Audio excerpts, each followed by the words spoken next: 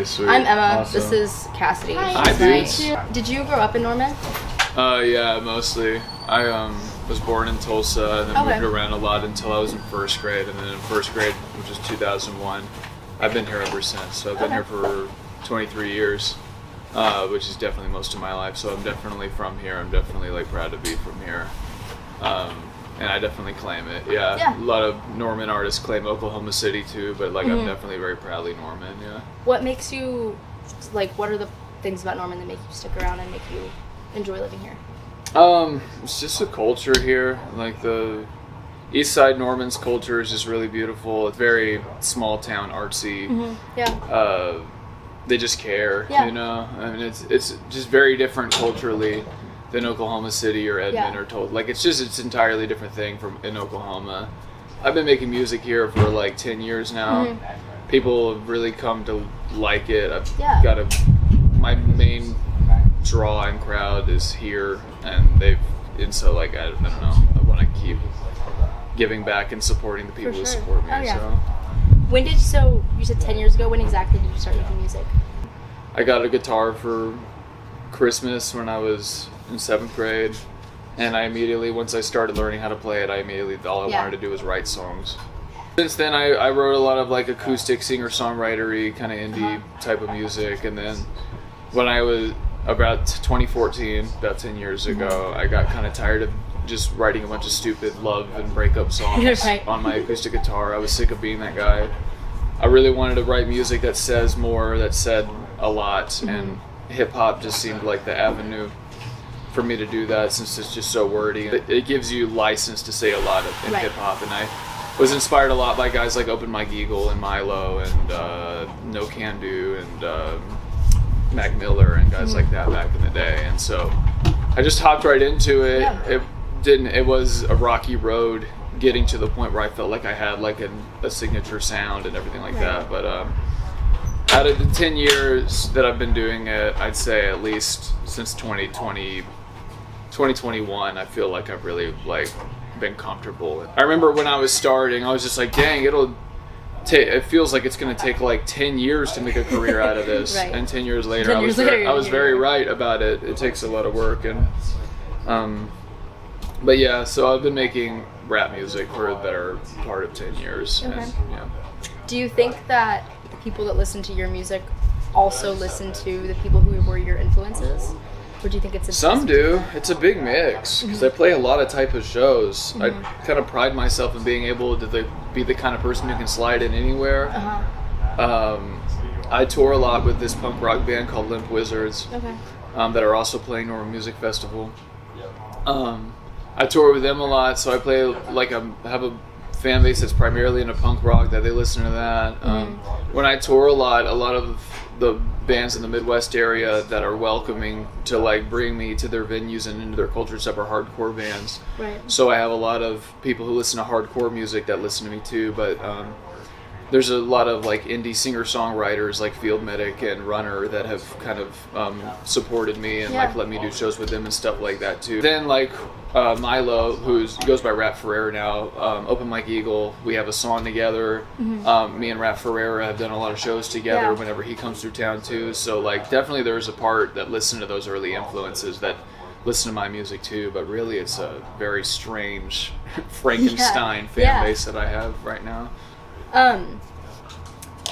What has been one of your like most formative moments as an artist? I moved into an apartment in 2021, and we called it Mount Reidy, and we started doing house shows there. And the very first house show I did there was it was just titled House Show Pizza Party, and it became kind of like a lot of my fans know what that is because I don't know, it was like a very like random point from when I think that I started performing for people who kind of just knew who I was, and to making something that I like consider like a culture around what I'm doing. It was the first show that I noticed like, whoa, people like know the words to these songs. People are coming not only to see me, not only to see Limp Wizards who was on that show, but like because they are craving like a sense of community and like people to be around, and like they wanted to make friends with people who are into the same stuff as them. And so I feel like House Show Pizza Party at Mount Reidy, the first one, and then a lot of the house shows that came after that was a turning point, just in the sense that like I said, it stopped becoming like I'm just gonna like gather a group of people and sing songs at them, and it kind of felt like it became more of like a culture. But what do you hope people get from your music? I don't know. My music deals with a lot of really depressing and like kind of dark stuff, and something I've always made like a point to do is to make sure that there's a light somewhere in there. Yeah. And I don't know. I feel like I'm getting to the point now where like I'm starting to like go on tours and like bring out a lot of people to shows and stuff, and like something that I always have wanted to do, and something that is like fitting my definition of success that I've always kind of dreamed of. And you know, I've mentally been in like a lot of really dark places, and I think that what I really want people to understand is like, you know, I want people to be able to see me and see myself reach my own definitions of success despite going through all the mental turmoils and stuff that I've gone through, and I want them to see themselves in that, I guess. That makes sense. Yeah, and that seems a little corny and maybe a little self-serving, but like, I don't know. I remember just seeing, I remember getting that from people that I looked up to when I was growing up, when I was first getting into music, and like seeing like, dang, like despite this and this, like they got to that point. And so I would only hope that like, yeah, like I could be that for other people. Yeah, oh, absolutely. Yeah.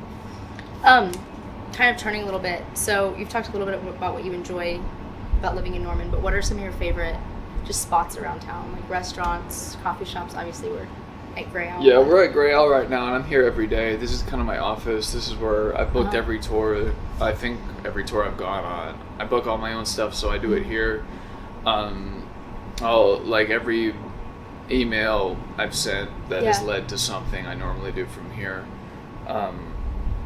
So obviously here, I'm here every day, and this is kind of my second home. This is my third place. This is where I do all my everything outside of like what people see from the outside, I guess.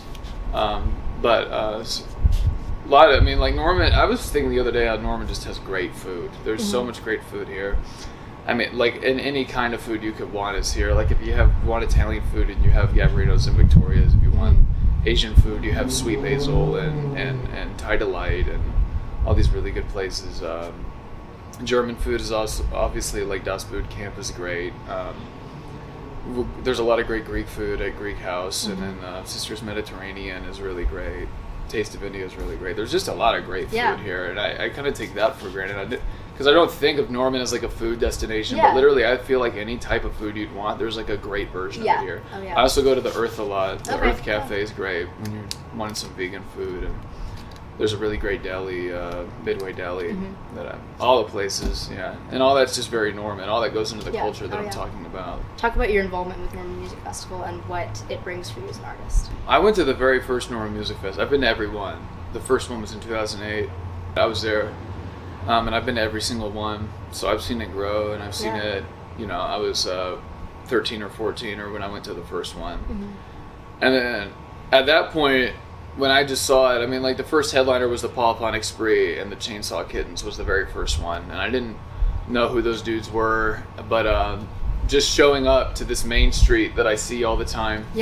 And just seeing like thousands of people, I'm like, I didn't know that this could happen anywhere, much less like 2 minutes away from my house.